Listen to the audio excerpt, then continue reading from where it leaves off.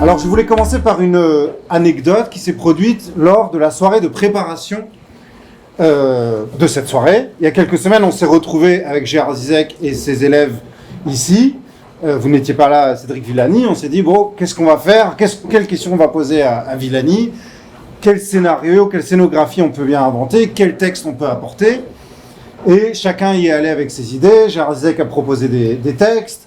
Et au bout d'une heure, on avait amassé quelques petits bouts, quelques éléments qui peuvent donner lieu à une scénographie.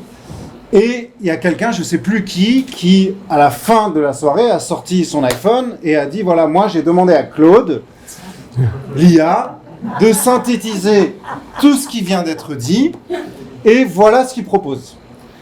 Moi, j'utilise quasiment jamais l'IA à titre personnel, mais j'observe les gens l'utiliser.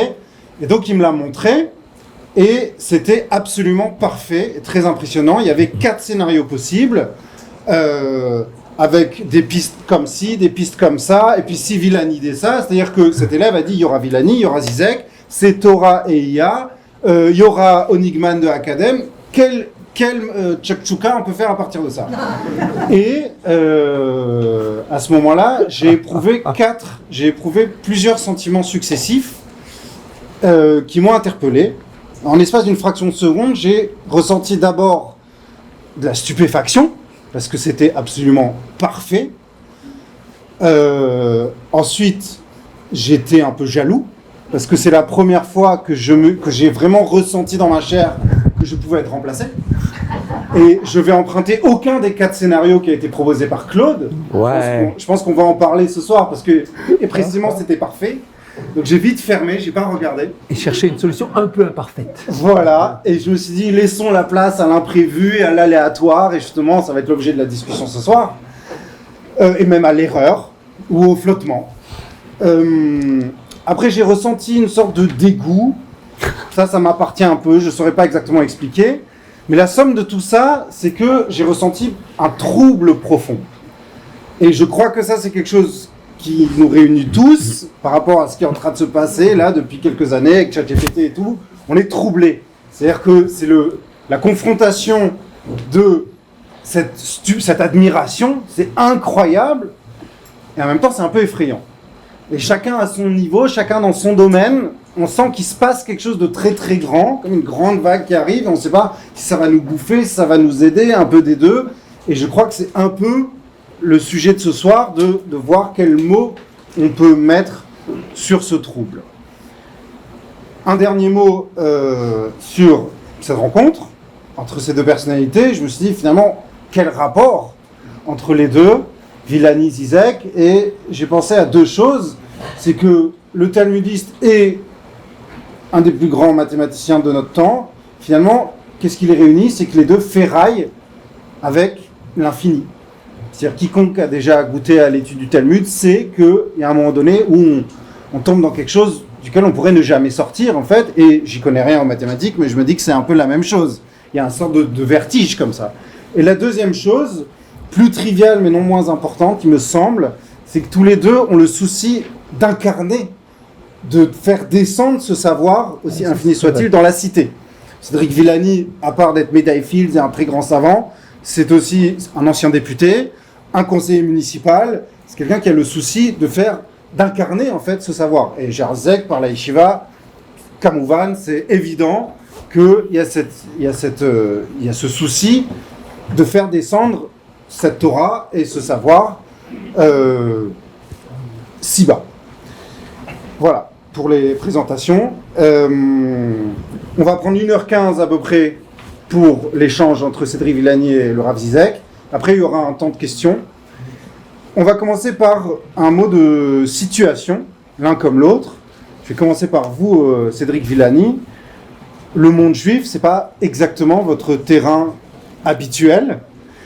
Qu'est-ce qui vous conduit à vous rendre dans une yeshiva et à confronter votre parole à celle d'un talmudiste? Merci beaucoup, cher Ruben, pour cette excellente introduction. Et je retiens, on y reviendra, mais en particulier un mot que vous avez utilisé, celui d'incarnation, qui va être un des mots-clés ici. Et je note aussi vous avez parlé de fonctions politiques. J'ai aussi été très attentif à la diffusion de la vulgarisation scientifique et l'un de mes grands projets dans ma carrière, ça a été le musée de mathématiques, le musée Henri Poincaré, que ça a été mon boulot de faire descendre sur Terre pour le coup, à l'Institut Henri Poincaré, campus Pierre et Marie Curie, dans le quartier latin, pour qu'il y ait un lieu où puissent se rencontrer des gens, des familles, des enfants curieux de ce que c'est l'histoire et la culture mathématique. Et là aussi, cette notion d'espace concret était particulièrement importante pour moi. Pour revenir à votre question, même si j'ai une petite partie de ma famille juive, effectivement, c'est pas mon terrain de jeu prédisposé, si je puis dire. En sciences, on est habitué et on sait que les contributions importantes viennent de toutes les cultures, brassent toutes les nations, et en première approximation, on se contrefiche de savoir quelle est la culture, la nationalité ou la religion de tel ou tel grand résultat, grand scientifique. Mais en seconde approximation, quand on s'intéresse à l'histoire des idées, on se pose les questions.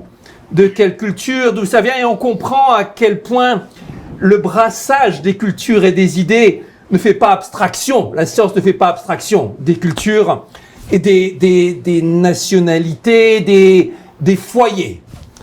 Et ça m'est arrivé à bien des reprises de me retrouver avec des collègues, des inspirateurs, des maîtres à penser, issus de la tradition juive.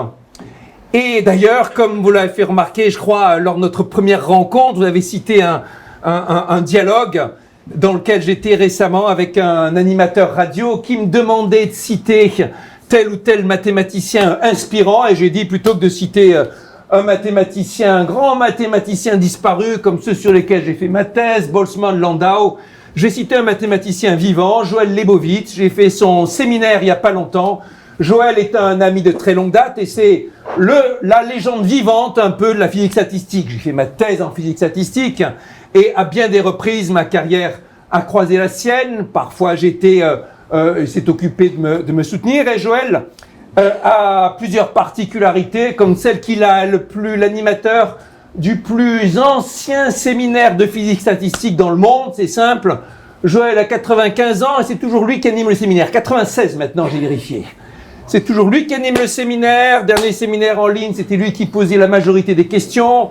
Joël est un rescapé des camps et je l'ai su seulement le jour où, dans mon bureau, en chemise, en bras de chemise, j'ai remarqué le tatouage dont il n'avait jamais parlé. Et vous avez là quelqu'un qui ne s'arrêtera jamais, avec une passion extraordinaire. Et non seulement son œuvre, mais aussi cette énergie, cette résilience est quelque chose d'inspirant. Mais ça, c'est l'exemple de Joël Lebovitz. Mais plus récemment, anecdote, quand je m'occupais dans mon cours d'université, d'intégration, de recenser systématiquement, dans une perspective d'histoire des sciences, les nationalités ou les origines des différents contributeurs, je me suis aperçu, ça m'avait même jamais sauté aux yeux, que tiens, mais celui-ci est d'origine juive, celui-ci aussi, en tout une vingtaine. Et statistiquement, c'est assez considérable si vous considérez l'ensemble dans ce sujet. Et c'est une constatation que fait quiconque s'intéresse à l'histoire des sciences et des idées, et particulièrement à partir de la fin du 19e siècle et tout au long du 20e siècle, la prévalence extraordinaire. À certains moments, très importants dans l'histoire d'ailleurs, prenez la bombe atomique, événement majeur, cataclysmique s'il en est dans notre histoire. On surestime toujours le rôle d'Albert Einstein, mais les vrais instigateurs du projet de bombe atomique, du projet Manhattan, qui ont tenu la plume à Einstein, lequel n'avait jamais pensé à la bombe, ils s'appelaient Leo Szilard et de Taylor, tous les deux des juifs hongrois parmi les plus brillants qui soient, non seulement à l'origine de la bombe atomique, mais ensuite le plus grand fournisseur en chef d'armes pour le gouvernement des États-Unis du temps de Ronald Reagan, et l'autre, fondateur des conférences pacifistes Pew Walsh, occupé à organiser le pacifisme nucléaire. Tous les deux très amis dans la vie, mais sur des positions politiques vis-à-vis de la technologie aussi opposées que possible. Sur un sujet dans lequel il y avait tellement de contributeurs importants, en particulier dans le milieu juif hongrois, que ça donne naissance, dans le projet Manhattan, à la légende des Martiens, comme disait à l'époque la blague. Ces scientifiques prétendant venir d'un pays inconnu appelé la Hongrie, parlant une langue incompréhensible et avec une intelligence exceptionnelle. J'ai fait l'un de ces Martiens, le héros d'une de mes bandes dessinées, Les Rêveurs Lunaires, le héros du 3e chapitre, s'appelle Léo Szilard, plus brillant qu'il soit, et le chapitre s'ouvre par ces 10 commandements qu'il avait passés bien des années à peaufiner, repeaufiner, traduire en différentes langues avant de conclure que seul l'allemand rendait la notion impérative qui accompagnait ces différents commandements. Et pour parler de... ça c'était du côté américain, notez au passage que le mécanisme fondateur de la bombe atomique, le premier qui avait eu l'intuition de la réaction en chaîne, c'était Léo Szilard, mais les premiers qui avaient eu l'intuition, qui avaient découvert la fission nucléaire, l'un s'appelait Otto Hahn, l'autre s'appelait Lise Meitner.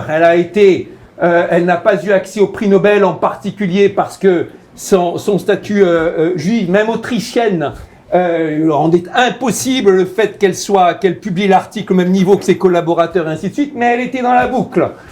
Côté russe, c'est un juif russe, Lev Landau, qui a été l'un des piliers du projet de bombe atomique. Et les physiciens allemands le disent dans leur captivité, lorsqu'ils sont écoutés par le gouvernement britannique. Ils discutent entre eux en disant « Oui, j'ai rencontré ce juif russe très intelligent, Lev Landau. J'ai aucun doute que les Russes auront bientôt leur bombe atomique grâce à lui. » Avec l'aide d'un autre juif russe, Leonid Kantorovitch, fondateur d'un sujet de transport optimal sur lequel j'ai travaillé, et qui a été ensuite, dans les années 50, l'incarnation mathématique d'une combinaison particulière d'analyse fonctionnelle et d'informatique théorique et de simulation numérique très particulière. L'alter ego américain a été un autre juif hongro-américain, en l'occurrence János von Neumann. Kantorovitch était passionnément communiste et von Neumann passionnément capitaliste. L'un et l'autre étaient un peu les incarnations de scientifiques au plus haut niveau dans ce mélange de bombes atomiques, de projets informatiques et de simulation numérique. Et ainsi de suite. Alors à quoi est-ce que ça tient tout ça? Quand on s'était vu, vous aviez dit il y a quelque chose chez ces juifs qui est qu'ils arrivent à vivre avec leurs contradictions. Alors déjà, vivant avec la contradiction et se nourrissant de contradictions en partie. Je l'ai vu avec certains de mes collègues et parfois prenant plaisir à prendre le contre-pied de leurs propres convictions, rien que pour le plaisir d'apporter une contradiction. Je l'ai vu et ressenti. Et à coup sûr, la contradiction est une qualité importante en science. Très important d'avoir la dialectique. Quelqu'un qui vous fait la contradiction, parfois vous pouvez porter votre propre contradiction, c'est fort bien aussi. Mais aussi, à coup sûr, ce mélange de pragmatisme et de règles théoriques, avec un goût pour le très pragmatique et un goût pour le très très théorique. Comme dans une incarnation, si je puis dire, de cet aller-retour permanent entre le réel et les règles que constitue la mathématique. Alors, il y a le goût pour l'étude aussi, bien évidemment, dans une tradition où l'étude en famille, parfois en captivité, a été extrêmement importante. Vous savez que ça donnait lieu à controverse dans le milieu mathématique, ça, il y a un certain nombre d'années. À l'époque où Laurent Laforgue, Médaille Fields lui aussi, et sur des positions, c'est connu à la fois, sur des positions très conservatrices aussi, de société, profondément chrétien, avait suscité l'émotion dans une tribune adressée à la collectivité mathématique et en général un peu tout le monde, disant « J'observe », c'est ce que disait Laurent Laforgue, Médaille Fields donc en 2002, que peuple juif est selon moi de très loin celui qui a la plus grande réussite scolaire et universitaire en regard par rapport à ça, en nombre de réussites par rapport à sa taille, et je me demande si nous ne devrions pas, nous aussi, en France, prendre exemple là-dessus et refonder notre éducation sur la religion. Et qui est venu lui apporter contradiction? Évidemment, un juif, communiste, athée, le regretté Jean-Pierre Kahn, grand mathématicien, l'université d'Orsay, grand ami à moi, expliquant dans une tribune pourquoi la position de Laurent Laforgue était absolument pas tenable, contresens complet, et ainsi de suite. Contradiction, contradiction. Gérard Zizek, vous pouvez contredire Cédric Villani. Il y a cette idée dans la tradition juive que Haforba de Kulaba, je traduis, c'est un aphorisme rabbinique qui dit que la Torah, on peut la retourner et la retourner dans tous les sens, on y trouve tout. Cela étant posé, à quoi bon ouvrir la conversation avec le champ des sciences? Oui. Alors, effectivement, beaucoup parlent fort. Alors, pour parler fort, je me mets debout. Voilà. Très bien. Mais c'est la yeshiva pourtant, on me dit que c'est assis. Alors. Lui, c'est le maître. Lui, c'est le maître, d'accord. Non, pas du tout. Non, c'est pas par posture, simplement que c'est par respiration, pour respirer. Alors effectivement, plusieurs de mes élèves qui sont ici m'ont demandé, mais c'est absolument inintéressant. C'est ce que mon ami Ruby Enigman dit. Il y a tout dans la Torah.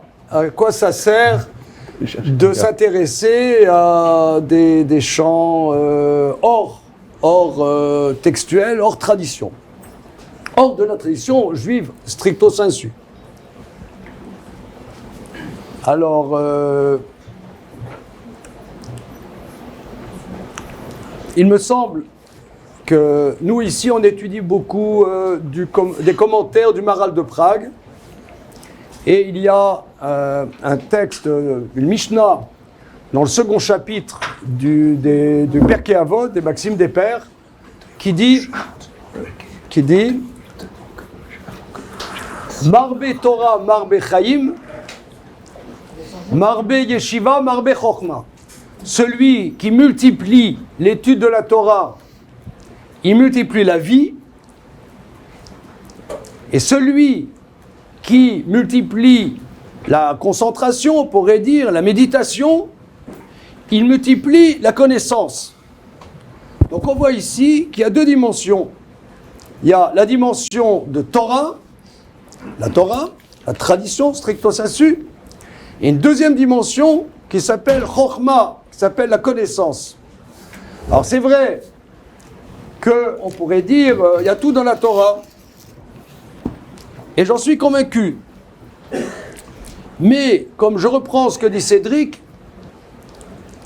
la connaissance est intéressante si elle rentre dans notre dimension humaine.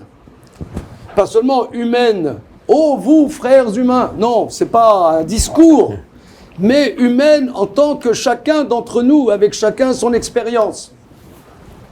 Et d'ailleurs, donc je me permets, chacun son truc. C'est vrai, moi, je dirais, ma vie, ce qui m'intéresse, c'est les textes de notre tradition. Et je ne vais pas, je suis pas capable de parler d'autre chose.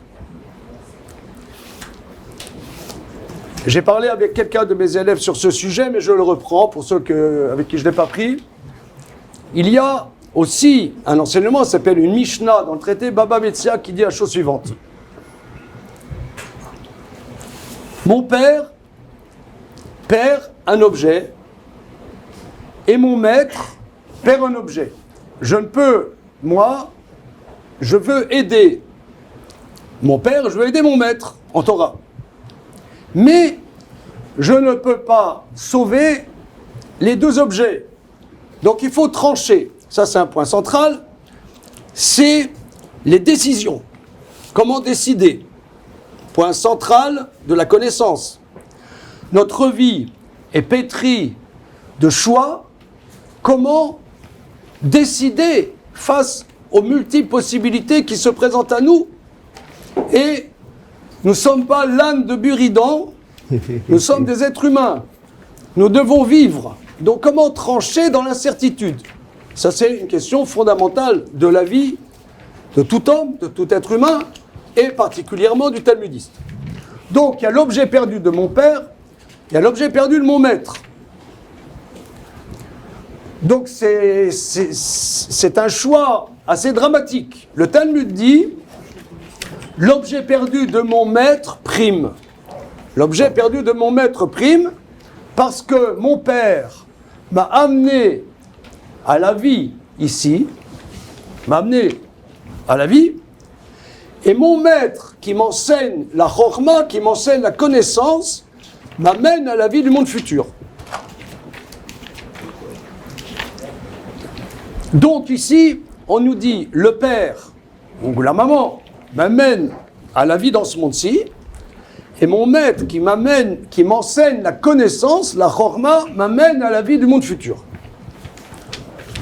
Pourquoi la Mishnah ne dit-elle pas mon maître qui enseignait la Torah? Pourquoi la Mishnah nous dit mon maître qui enseignait la connaissance? Un maître en Torah, il enseigne la Torah. Pourquoi on dit enseigne la connaissance? La chorma, la connaissance. Alors j'ai médité là-dessus. J'ai médité, je n'ai pas trouvé dans les textes une explication à ça. Et je propose l'explication suivante. Parce que c'est un point très important aussi, cher Cédric. C'est que notre tradition multimillénaire donne la possibilité à toute personne qui l'étudie d'innover à l'intérieur. Ça, c'est un point très très important. C'est que chaque personne, chacun d'entre vous, vous étudiez les textes millénaires de notre tradition. Chacun d'entre nous, nous avons la possibilité d'apporter quelque chose qui n'a jamais été dit. Alors ça peut-être ce que je vais dire, ça a déjà été dit, mais je ne l'ai pas vu. En tout cas, je n'ai pas trouvé. Je propose la chose suivante. La Torah, le Maharal explique, dans la Mishnah dans Pirkei Avot, elle explique. La Torah, c'est la connaissance de la Torah. Voilà. La Torah me demande ci, la Torah me demande ça. Donc, j'ai bien étudié techniquement qu'est-ce que la Torah me dit. J'ai étudié techniquement. Mais maintenant, cette technicité, qu'est-ce qu'elle m'apporte à moi, cette technicité? Ça, c'est le maître. Le maître, il va t'enseigner en quoi ça te concerne dans ta vie à toi, très simple, de monsieur Tartampion ou de madame Tartampion. Ça, c'est le maître. La différence entre un enseignant et un maître. Un maître, il m'apprend qu'est-ce que moi je vais en faire, pas qu'est-ce que lui, le maître, il en fait, qu'est-ce que moi je vais en faire. Et ça, c'est ça, il amène à la vie du monde futur, c'est-à-dire, il fait que cette tradition, elle va changer ma vie à moi, elle va créer une dynamique à l'intérieur de ma vie. Et ça, aujourd'hui, justement, il y a un élève ici présent, mon ami Jonathan Cohen. Où est-ce qu'il est? Bien, Jonathan. Quand il y a eu ChatGPT dans le domaine public, il y a 3 ans et demi, je crois, il m'a dit « Waouh, Rav Zizek, il y a un truc incroyable, ChatGPT, il faut voir absolument que vous voyez ChatGPT. » Alors j'ai vu, c'est incroyable, c'est la folie. C'est la folie. ChatGPT me comprend mieux que n'importe qui. Par exemple, il me dit, est-ce que vous voulez faire un Dvar Torah sur la section de Shabbat prochain dans le style de Rav Zizek? Waouh! Alors je dis en 15 lignes, il me fait en 15 lignes, tu veux en 3 pages, il me fait en 3 pages. Mais d'ailleurs, je dis à mes élèves, ici présents, à quoi ça sert de se marier d'ailleurs? Non, pourquoi ça sert de se marier? On va vivre avec quelqu'un, on a du mal à comprendre cette personne, quand ChatGPT me comprend mieux que moi-même. Ah mais il y a déjà des gens qui sont en train d'organiser leur mariage avec une IA. On a voilà, quelques exemples ici voilà, et là. Voilà. Donc je suis pour. Je suis pour. En tout cas, quoi qu'il en soit, il y a un phénomène ici que nous vivons chacun d'entre nous. Nous sommes confrontés à un bouleversement, pas seulement technologique, un bouleversement dans notre existence qui va remettre en question, qui remet déjà aussi en question qu'est-ce que c'est enseigner, Qu'est-ce que c'est enseigné à l'école? Qu'est-ce que c'est les relations entre personnes? Qu'est-ce que c'est la connaissance? Qu'est-ce que la spécificité de l'humain?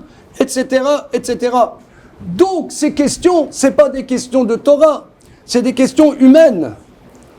Et avoir la chance de rencontrer monsieur, entre autres, hein, entre autres, rencontrer des gens qui travaillent des domaines humains, qui à la limite n'en ont rien à faire de la Torah, eh bien ça enrichit la Torah. Ça enrichit de faire que cette Torah, elle va devenir ma Torah. Ma Torah en tant qu'être humain. Ça, c'est le passage entre la Torah et la connaissance. Parce que les philosophes, les mathématiciens, ou d'autres, ou le garagiste, ou le pâtissier, ils vivent des choses en tant qu'être humain. Et écoutez, ces réflexions, ça m'ouvre à la réflexion que moi, je dois m'ouvrir à moi. Et ça donne un écho concret à l'étude de la Torah. C'est le passage entre quelque chose qui pourrait être statique à quelque chose qui est dynamique et qui crée une dynamique dans notre existence. Voilà. Alors, Rav Zizek a formulé l'une des questions qui va être centrale ce soir, c'est donc qu'est-ce qui spécifie l'être humain? Puisqu'on a des machines qui font du Zizek, donc en quoi Zizek est spécifique? Juste avant de vous poser cette question, Cédric Villani, une question plus concrète. Quand on a discuté en aparté il y a quelques minutes, je vous demandais quel est votre usage de l'IA, et vous me disiez évidemment vous observez ça de très près, mais dans vos recherches, vous vous en passez. Pourquoi? Précisément parce que pour moi la partie, ce travail de terrain avec les mains incarnées, j'ai dit avec les mains mais en fait c'est le calculatoire, c'est quelque chose que je veux garder pour moi, partie égoïstement, partie parce que je considère que ça fait partie, que c'est dans le plaisir. Le rapport entre l'usager et la technologie, il est passionnant, sujet de tant et tant de travaux de philosophes, de sociologues. Et j'ai été plongé dans cette question d'intelligence artificielle par plusieurs bouts au fur et à mesure de ma carrière. D'abord, tout bêtement, quand j'étais adolescent et dans les années 80, c'était un moment où on parlait beaucoup d'intelligence artificielle. Les historiens des sciences appellent ça le second printemps de l'intelligence artificielle. Le premier c'est dans les années 60, le deuxième dans les années 80. Et c'est à cette époque-là que mon vulgarisateur mathématique préféré, Douglas Hofstadter, pour ne pas le nommer, évoquait l'intelligence artificielle comme une façon de s'attaquer, d'étudier l'intelligence, la conscience, l'âme, enfin, la créativité en particulier. Et là-dedans, moi, l'apprenti mathématicien que j'étais passionné par ce sujet qui semblait se placer à l'interface entre l'algorithmique et les sciences cognitives, disons. Arrivé en grande école, dans les années 90, ce sujet était passé de mode. Pour le coup, c'était un nouvel hiver d'intelligence artificielle, comme on dit. Et je me suis lancé dans toute autre chose. Dans la physique mathématique, dans les théories statistiques des gaz, des plasmas. J'ai fait ma thèse sur l'équation de Boltzmann, de Landau, de Vlanzov, sur les diffusions.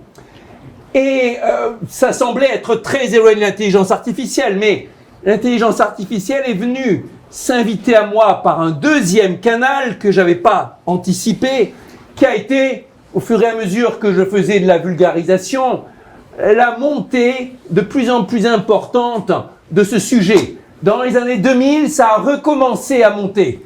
C'était après les grandes parties Kasparov contre IBM, le grand débat sur justement les performances de l'humain, les performances de la machine. Puis il y avait le développement de l'économie numérique, de l'information en ligne, les grands succès de recherche, Google à l'ouest et Baidu à l'est, les algorithmes mathématiques pour trouver l'information. Et je voyais qu'au fur et à mesure, les conférences qu'on me demandait, alors que dans les tout débuts des années 2010, on me demandait parlez-nous un peu de la joie de découvrir, de ce que c'est que la recherche, et petit à petit, de plus en plus souvent, quand on me passait commande, c'était parlez-nous un peu de l'intelligence artificielle, aidez-nous à comprendre de quoi il s'agit.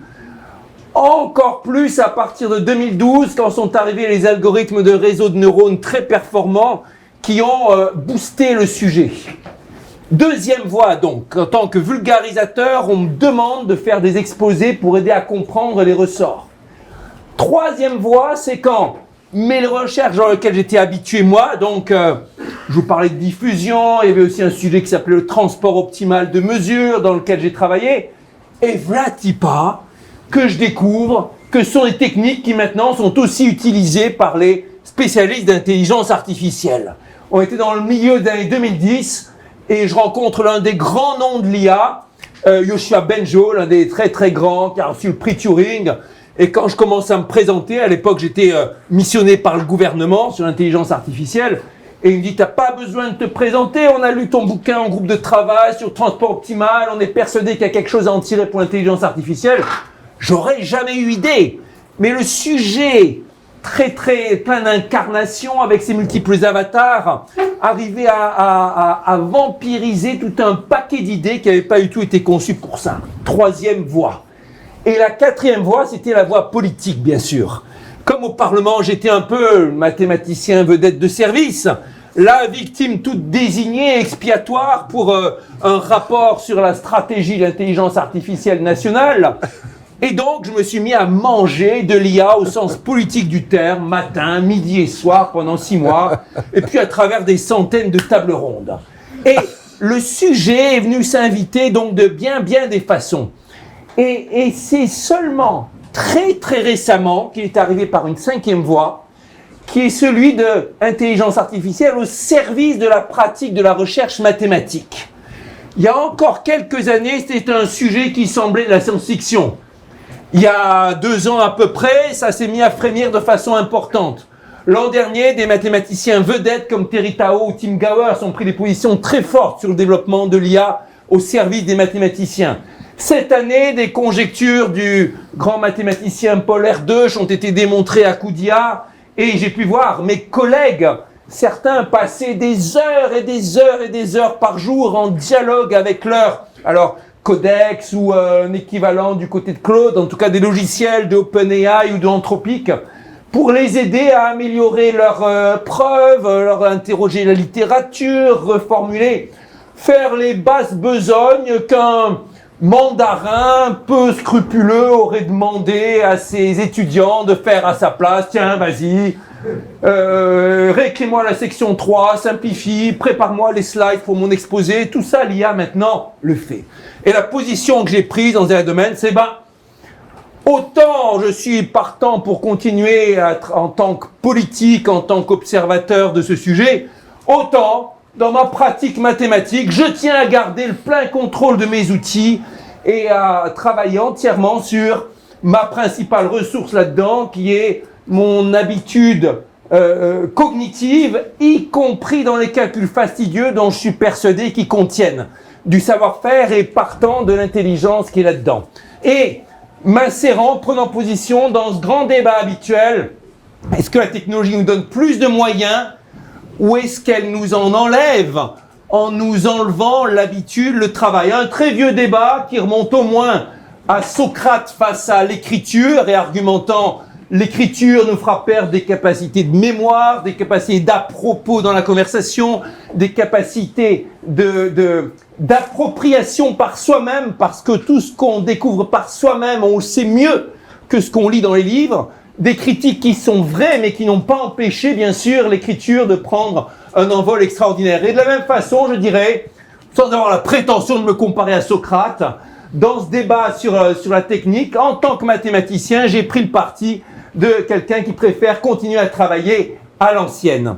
Alors, dans le débat, ce sera mon dernier commentaire là-dessus, quand il y a eu tous ces débats qui sont arrivés, j'ai repensé à une position que... Excusez-moi, là, arrêt sur image.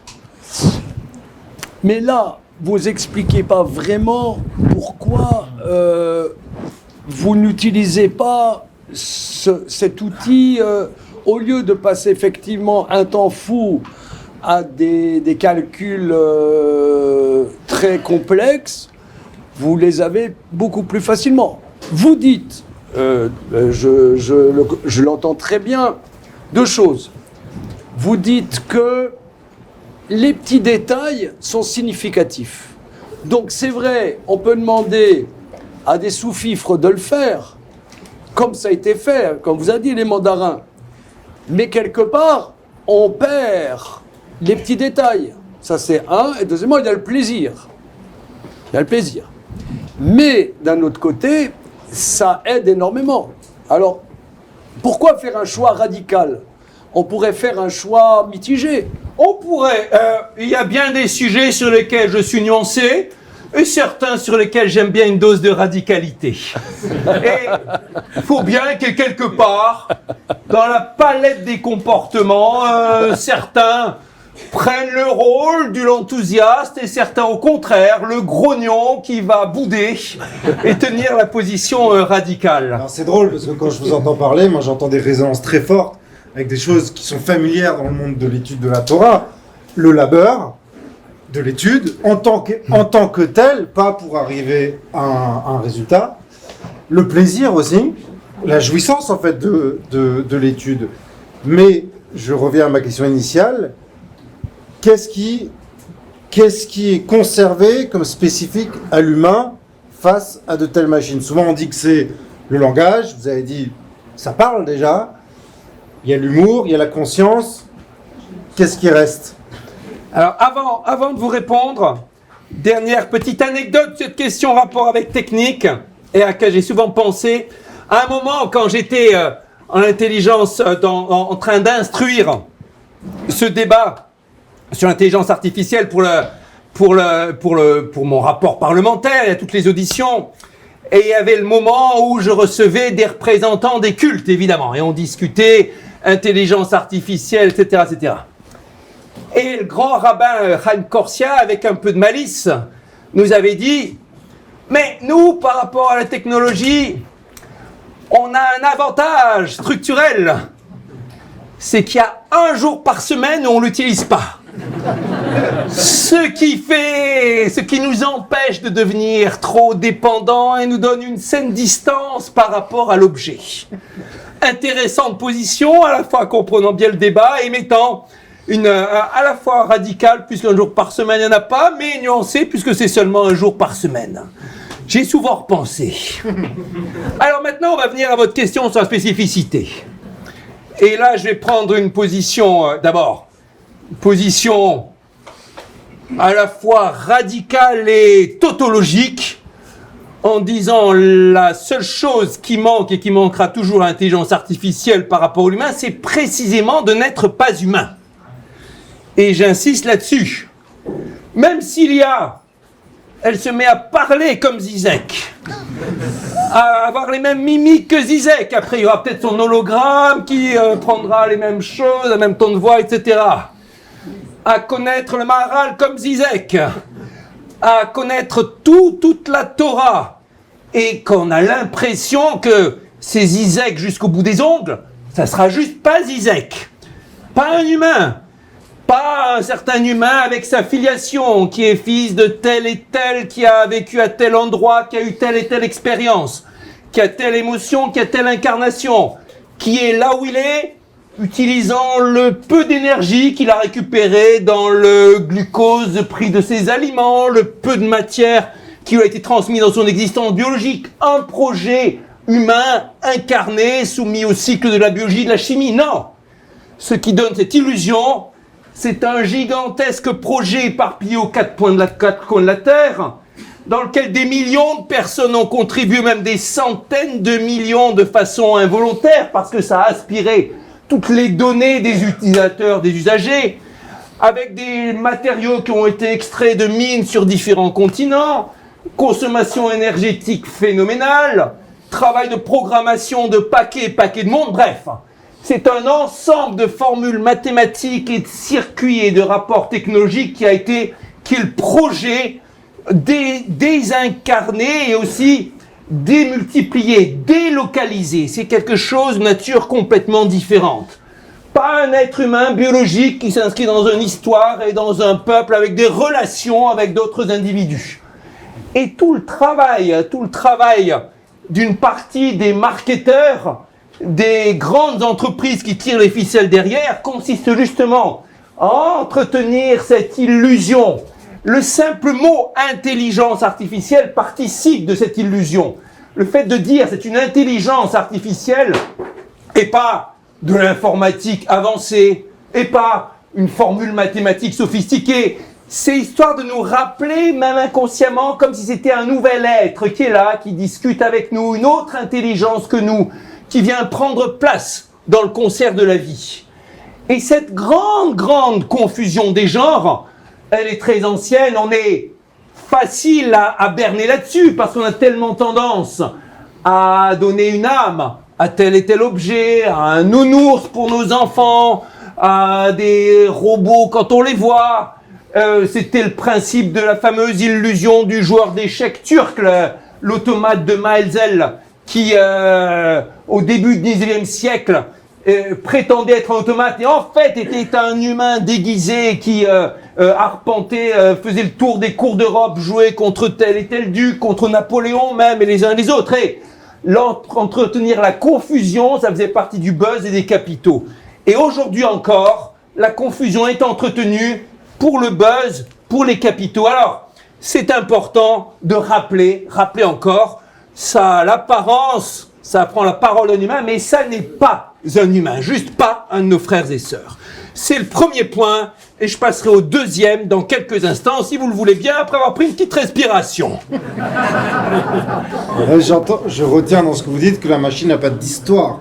Elle va jamais aller se coucher sur le divan d'un psychanalyste pour essayer de détricoter ses nœuds, ses propres apories. Pas d'histoire, pas de sensation, pas de père et de mère, pas de... Ce n'est pas une des nôtres. Rav Zizek. Voilà. C'est pas pour faire prof, hein, c'est pas... Alors, beaucoup de personnes posent la question, est-ce que l'intelligence artificielle peut trancher des décisions légales dans ce qu'on appelle la halakha dans le droit juif? Effectivement, il y a une foule d'informations que l'on trouve sur ChatGPT. Moi, j'ai plutôt utilisation de ChatGPT. On me dit que je suis vieux jeu, il faut que j'utilise Claude. Mais bon, j'ai encore pas utilisé Claude, j'utilise ChatGPT. Mais en tout cas, sur ChatGPT, je vois qu'il y a des informations incroyables, mais sur des choses extrêmement pointues. C'est pas toujours pertinent. Mais disons 80% c'est très pertinent. Bon, parfois pour les humains aussi, c'est pas toujours pertinent. Maintenant, est-ce que ça peut avoir des incidences dans trancher la halakha? Beaucoup de personnes me posent cette question. Alors il y a un passage, et j'aimerais qu'on rebondisse là-dessus, un passage dans le traité Baba Batra, Kouf Lamed Amoudbet, 130b dans le traité Baba Batra, je vous le lis.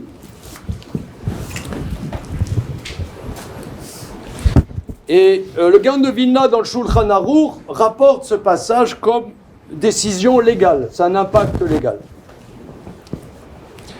Alors il y avait, donc le Talmud a été rédigé à Babel, c'est-à-dire en Irak, au IVe siècle de l'ère commune.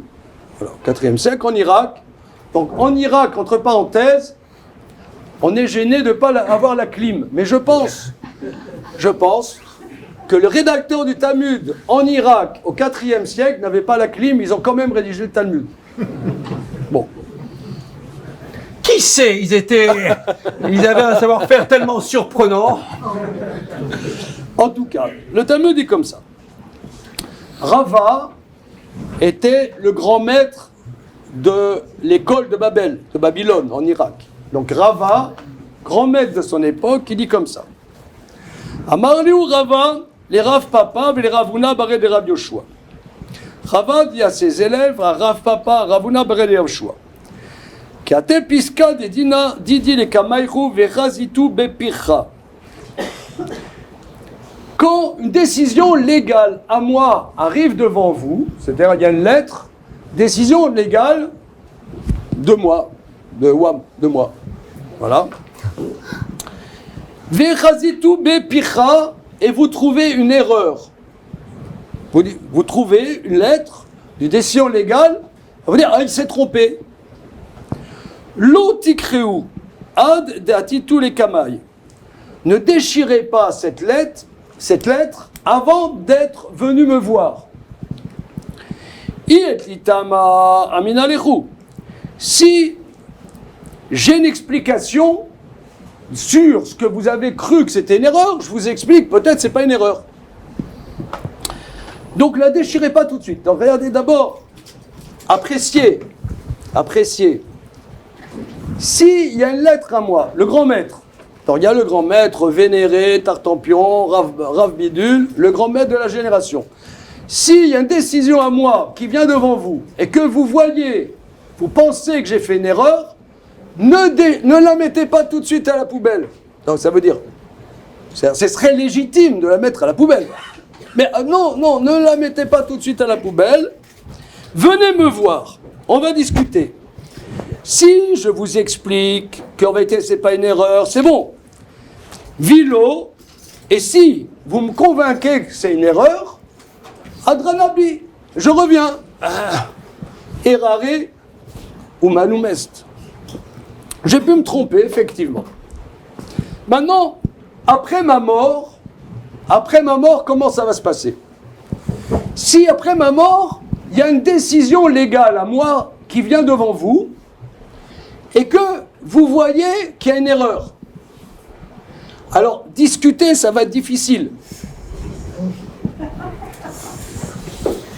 Même s'il y a nous promet l'éternité, l'immortalité numérique. Voilà, voilà. C'est même les papes de la Silicon Valley. Parce qu'il y en a qui vous disent, on va tout mettre dans un algorithme qui, après votre mort, continuera à parler comme vous, répondre comme vous, etc. Ok. Perspective horrible, si vous me permettez d'ailleurs. Oh, pourquoi?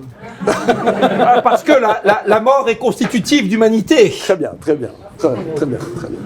Ok, c'est vrai. Maïmonide dit que la mort est une grande bénédiction, parce que si les gens ne mourraient pas, les jeunes n'auraient rien à faire. Il dit ça dans le Guide des Égarés. Donc la mort est une grande bénédiction. Merci.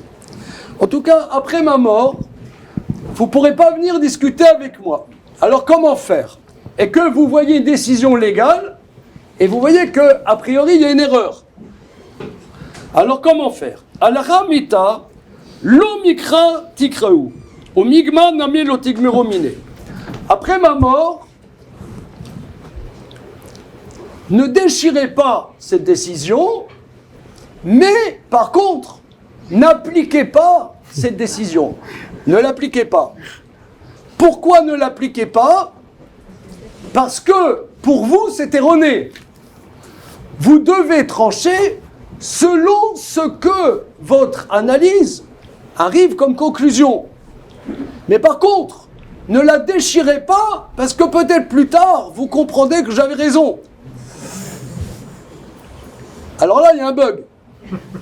Ça fait sens. Moi, je trouve que ça fait sens. Merci. Mais alors, d'accord. Bon, non, c'est pas fini. C'est pas fini. C'est pas fini. Alors, ça veut dire, regardez ici, il y a un bug. Encore une fois. Si la décision après ma mort revient, vous la voyez ces décisions, et que apparemment je me suis trompé, discutez avec moi, c'est pas possible. Alors, mais vous pouvez vous dire, étant donné que peut-être que dans 30 ans, je comprendrai ce que dit mon maître, et que je verrai qu'il avait raison, alors dans le doute, je suis ce que mon vénéré maître a dit.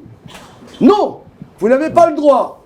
Parce que en tant que décisionnaire, vous devez suivre ce que votre analyse arrive comme conclusion. Donc vous n'aurez, c'est ce qu'on appelle En la dayan elam shein navrot. Un juge ne tranche que d'après sa capacité d'analyse à lui. Maintenant, ne la mettez pas à la poubelle, parce que peut-être que plus tard, vous comprendrez qu'est-ce que j'ai voulu dire et que je ne me suis pas trompé. Donc ça veut dire que peut-être qu'entre-temps, ils ont tranché et que c'était faux. Donc ici, il y a une analyse que je dirais, la vérité, c'est pas la vérité, c'est la capacité que j'ai de porter cette vérité. Et je pense que ça, c'est un gros problème. Quand on dit, mais je vais m'aider par la technologie qui connaît 1 milliard de fois plus les sources textuelles que moi, mais ces sources textuelles, ce sont des sources textuelles, ce sont des informations, mais ce n'est pas une connaissance. Il y a une différence entre une information et une connaissance. Une connaissance, c'est quelque chose que l'individu porte comme connaissance. La vérité, il n'y a pas la vérité. La vérité, j'écris ton nom, vérité. Non, c'est pas ça. Il n'y a pas la vérité. La vérité, c'est ce que moi, je suis capable d'arriver à dire à un moment T. D'ailleurs, dans le Talmud, et même dans Maïmonide, prenons Maïmonide. Maïmonide est un maître majeur de notre tradition au niveau légal. C'est-à-dire, souvent, on pense que Maïmonide est un des princes de la philosophie juive. Certes, prince de la philosophie juive. Mais dans notre tradition, ici, dans une yeshiva, d'abord, c'est le prince des décisionnaires. Il y a un passage dans les lois relatives aux enseignements, aux lois des enseignements de la Torah. Maïmonide donne une certaine conclusion. Et dans un autre passage d'un livre, du même livre, mais des tomes plus tard, dans les lois relatives aux objets perdus, Maïmonide donne une autre conclusion. Alors on peut se poser la question, pourquoi? Alors, est-ce que c'est une erreur de typographie? Est-ce que les scribes se sont trompés? Alors il y a un grand maître qui s'appelle le Radbaz, Rabbi David Ben Zimra. Alors là, en présence de mes chers amis, que vous êtes venus nombreux, j'aimerais réhabiliter le grand maître Rabbi David Ben Zimra. Je pense, la plupart, vous n'avez jamais entendu parler de Rabbi... Maurice, tu as entendu parler de Radbaz? C'est dommage. Il faut réhabiliter. Rabbi David Ben Zimra, un des maîtres majeurs de notre tradition. Il était des expulsés d'Espagne. Il est allé ensuite au Caire, au XVIe siècle, et c'était le maître de tout le Moyen-Orient. Ok. Il répond sur Maïmonide comme ça, dans son commentaire sur Maïmonide.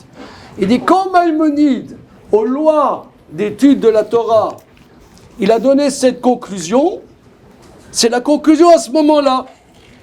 Quand, des années plus tard, il a tranché les lois sur les objets perdus, il a changé d'opinion, il a tranché autrement. Ah, mais il n'a pas corrigé. C'est un livre vivant. Le livre, il est vivant. C'est pas parce que c'est imprimé que c'est mort. Ce livre, il évolue. Il n'y a pas une vérité. Mais comment on fait alors? Comment? Le lecteur, s'il doit trancher, il fait comment? Eh ben, tu dois étudier le sujet, arriver à ta conclusion. Ah, mais peut-être mais c'est quoi, finalement, la vérité? C'est quoi? Il n'y a pas. C'est la capacité qu'a l'homme de porter cette vérité. Et ça, c'est une catastrophe. C'est une catastrophe de penser qu'il y a quelque chose, une vérité figée. La vérité, c'est pas quelque chose de figé, c'est quelque chose de vivant. D'ailleurs, on dit que, en hébreu, comment on dit la vérité, messieurs, dames? Emet. Emet, il y a Aleph, Mem, Tav. Ok? Vous enlevez le Aleph, c'est Met. C'est quoi le Aleph? C'est Ani, c'est moi. La vérité, elle commence avec moi, elle commence avec ma capacité que j'ai de dire cette vérité. Moi, en tant qu'être, comme dit Cédric, quelqu'un qui est nourri de glucose, d'acide aminé, et de l'air ambiant, de la Coupe du Monde de foot et tout ça, voilà. C'est ça, c'est le Aleph, c'est moi. La vérité, c'est la capacité. Et ça c'est ça l'être humain. Voilà. Alors, monsieur. Je vois bien Rav Zizek avec un ballon de foot. Ça sera. un prolongement intéressant. Oh, quelle surprise! En tout cas, le jeu entre erreur et vérité, évidemment, personne plus qu'un mathématicien, une mathématicienne y a réfléchi. Mais les mathématiques, c'est pas seulement la science qui s'occupe de chercher à démêler le vrai du faux en prenant appui autant que possible juste sur le raisonnement, c'est aussi la science qui se demande pourquoi telle ou telle chose est vraie. Et il y a une grande nuance, ça fait partie d'ailleurs du débat sur IA au service de la mathématique, entre avoir une preuve mécanique comme une succession de démonstrations implacables assorties dans une liste de peut-être 1000, 10 000, 1 million d'arguments qui vous garantissent quelque chose est vrai au sens mathématique du terme. Il y a une grande différence entre ça et savoir quelles sont les grandes étapes du raisonnement, les concepts sur lesquels repose un raisonnement. Cette deuxième version qui est subjective, parce qu'il n'y a pas de notion objective de ce qui est important ou secondaire, c'est une notion qui, elle, parle à notre subjectivité et à notre façon de ressentir un résultat. Blaise Pascal déjà insisté sur le fait que la vraie compréhension n'est pas juste la compréhension intellectuelle, mais celle qui passe par le cœur, par les sentiments et dans lesquels on se convainc avec ses tripes, si on veut, qu'un résultat est vrai. Et il y a bien des situations dans lesquelles des prémices fausses peuvent servir de base à construire les grandes architectures d'un raisonnement vrai qui, de fil en aiguille, se transformera en une preuve vraie, ou bien dans lesquelles un point de vue partagé, qui est comme ça, qui va être non pas une preuve au sens de l'enchaînement mathématique des termes, mais une suggestion de quels sont les bons concepts derrière, même si erroné dans le contexte, va s'avérer être la porte vers la vérité. Et on a un grand nombre d'exemples dans notre histoire, et j'en ai dans ma propre histoire mathématique, dans lesquels l'erreur côtoie la vérité d'assez près. Par exemple, quand le grand mathématicien Henri Poincaré, certainement le meilleur du monde à son époque, résout le problème, le concours posé par le roi Oscar II de Suède. On était dans les années 1880, coup d'éclat extraordinaire pour le jeune mathématicien qu'il était, prouvant d'un résultat tendant à montrer que le système solaire est stable jusqu'à la fin des temps, du moins une version simplifiée du système solaire, reçoit tous les prix et ainsi de suite. Il s'avère, après relecture et le jeu des experts pour la publication, que finalement le résultat est faux. C'est le résultat qui lui a valu le grand prix, une forte récompense, la célébrité, mais il est faux. Et Poincaré répare le résultat. Son éditeur, fine mouche, récupère discrètement tous les exemplaires qui ont déjà été imprimés et envoyés à travers le monde. Et comme il n'y a pas d'internet à l'époque, la mémoire s'en efface. Et fait republier la nouvelle version qui, elle, a été corrigée, qui, elle, est vraie, et où Poincaré non seulement a réparé les démonstrations, mais en gros démontre exactement l'inverse de ce qui était annoncé, l'instabilité possible. Mais le résultat faux n'a pas été effacé, remplacé par le résultat vrai. Poincaré s'est servi de l'intuition accumulée pour bâtir sa première version fausse, pour bâtir dessus. Le fait qu'il se soit trompé est d'ailleurs une source d'inspiration. Si même Poincaré s'est trompé, c'est qu'il y a une subtilité majeure. On voit quelque chose là-dedans. Quand un grand mathématicien se trompe, c'est très fécond, c'est inspirant. Et dans mon histoire propre, l'un des moments les plus dramatiques, si je puis dire, en forçant un peu le trait, dans ma quête de l'amortissement Landau, je parlais tout à l'heure de Lev Landau, j'ai travaillé sur ce qu'on appelle l'amortissement Landau, un phénomène de stabilisation spontanée d'un plasma. C'est pas un être de chair et d'acides aminés, mais c'est un être d'atomes et de noyaux et d'électrons, dans lequel on a séparé le neutron des noyaux, on établit un petit champ électrique en partant de l'équilibre, une petite perturbation, et on constate, et c'était prédit théoriquement par Landau, que ça va spontanément vers l'équilibre à nouveau. Bon. Et c'est une longue affaire qui m'a occupé 3 ans d'arriver à une démonstration qui tienne la route avec mon ancien élève et collaborateur Clément Mouot. C'était la clé vers la médaille Fields. Et on s'est trompé tant et plus des tas de fois dans le processus de la preuve. Mais à certains moments, le fait de se tromper nous a permis de croire qu'il y avait un certain raisonnement et d'avancer et de continuer. Plus tard, on s'est rendu compte, une fois l'étude effectuée, que la route était fausse, mais qu'il y avait un raccourci qui, pour le coup, était vrai et qu'on n'avait pas pu voir tant qu'on était bloqué là. D'autre part, il est arrivé que je reçoive une indication. Mon collègue Étienne Gist et mon voisin de bureau à l'école Maspère de Lyon, maintenant secrétaire perpétuel à l'Académie des sciences, à un moment, en me voyant discuter avec un autre collaborateur, faire des dessins au tableau, il me dit « Ah, les dessins que tu as faits, je les connais, et tu devrais regarder telle démonstration de tel auteur, peut-être ça va t'aider. » Et effectivement, ça m'a aidé. Il m'a fallu 1 an pour comprendre comment. Et au bout de cette année, j'ai compris que le dessin que m'avait indiqué Étienne, la preuve, elle correspondait au cas inverse de celui des dessins que j'avais tracés. Autrement dit, ils étaient complètement plantés. C'était même l'opposé.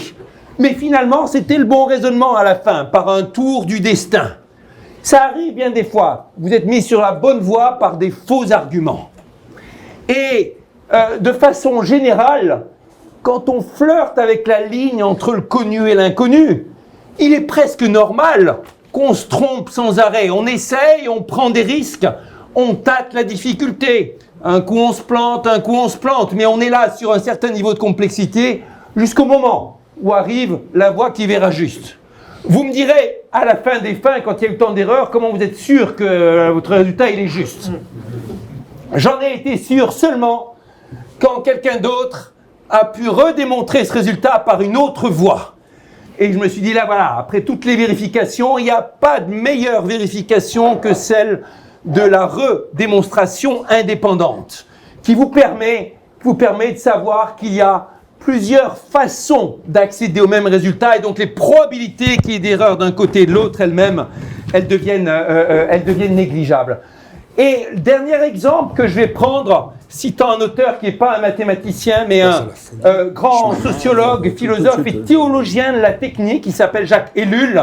À coup sûr, certains d'entre eux dans la salle le connaissent. Ça a été une des très grandes œuvres sur les rapports entre l'humain et la technique. Et Ellul, j'ai potassé son œuvre à un moment pour répondre à une commande qu'on me passait au titre de président de la Fondation de l'écologie politique. Villani, prépare-nous un exposé sur Jacques Ellul, l'intelligence artificielle. Je me plonge dedans, je lis quelques-uns des livres de sa longue bibliographie, et je découvre, premièrement, qu'il n'a absolument rien compris à l'intelligence artificielle et à l'algorithmique, d'une façon aussi outrée que c'en est même cocasse. Deuxièmement, que malgré ça, ou peut-être grâce à ça, qui sait, 90% de ses grandes conclusions sur la technique s'appliquent comme un gant à l'intelligence artificielle. Et troisièmement, que son point de vue original, avec des questions théologiques nourrissant des questions sociologiques, en particulier sur le rapport entre la parole et l'écrit, j'avais été très très frappé par un de ses ouvrages, La parole humiliée, permettait de dégager des positions intéressantes, éclairant le débat sur l'intelligence artificielle, venant pourtant d'un spécialiste qui connaissait rien à l'affaire. Parfois, c'est un avantage de ne pas connaître de trop près les détails d'une certaine technique. Et quant à la situation de l'Internet d'aujourd'hui, certains spécialistes de sociologie comme Ellul, ou pour prendre un autre nom, dont j'ai rédigé la préface d'une réédition récemment, André Gorz, qui n'avait pas l'Internet chez lui, mais qui, avec sa science du capitalisme et du marxisme, entre autres, avait deviné comment le capitalisme allait s'acharner par tous les moyens à exploiter l'immatériel sur notre dos. Oh, ils ont vu plus juste cela que les pères fondateurs de l'Internet qui, eux, connaissaient par cœur la technique. Une certaine dose de méconnaissance des détails peut être un avantage. D'ailleurs, Ellul distingue, fait la nuance entre la réalité et la vérité. La réalité, c'est une affaire de lois exactes et de principes, des lois fines qui déterminent le déroulement de telle ou telle chose dans le monde réel. La vérité, c'est une affaire de grands principes et on peut très bien se planter sur la réalité et avoir juste sur la vérité. Et donc, cette interrogation, toutes ces erreurs, elles ont leur rôle fécond, y compris dans la recherche de la vérité. Alors, j'aimerais Et l'inverse, bien sûr. J'aimerais rebondir, Cédric, sur un point. Un point qui m'interpelle, c'est que votre collaborateur vous a, en voyant les figures que vous avez faites, dit oui, mais tu devrais voir ceci, etc. Et ça a ouvert des nouvelles voies. Mon interrogation, c'est l'intelligence artificielle, d'après le peu que j'ai entendu, crée du nouveau. Crée du nouveau. Des fois, on ne sait pas, d'ailleurs, presque systématiquement, on ne sait pas comment la machine a touillé et a sorti un output, un résultat qu'on n'attendait pas, dans quelque chose de nouveau. Et dans votre démarche mathématique, ce qui m'intéresse, c'est la différence entre le nouveau, je dirais, et l'inouï. J'aimerais étayer cela par la chose suivante. Comme je l'ai dit il y a quelques minutes, Maïmonide est un maître majeur de notre tradition. Et un des travaux fondamentaux dans Maïmonide, c'est qu'est-ce que c'est la prophétie. Parce que la base de notre tradition, c'est la parole prophétique.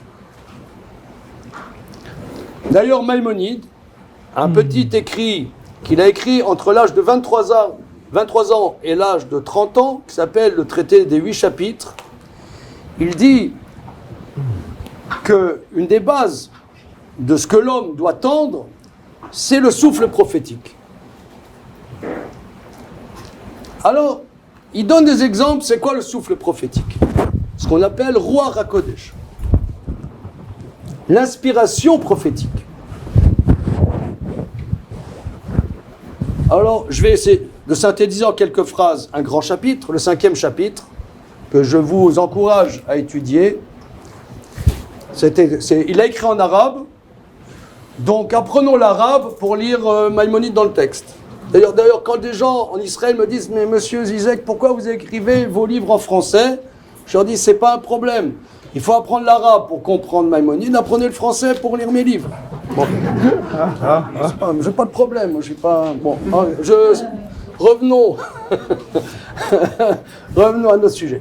En tout cas, dans le 5e chapitre, il dit la chose suivante. C'est quoi le but de notre existence? Le but de notre existence, pour Maïmonide, c'est très simple. Il y en a qui se posent la question, c'est quoi le but de l'existence? Pour Maïmonide, c'est simple. C'est connaître Dieu selon la capacité qu'a l'humain de le connaître. Alors, c'est simple. Bien. Ce étant, toutes les activités humaines doivent tendre à cette activité, à ce but.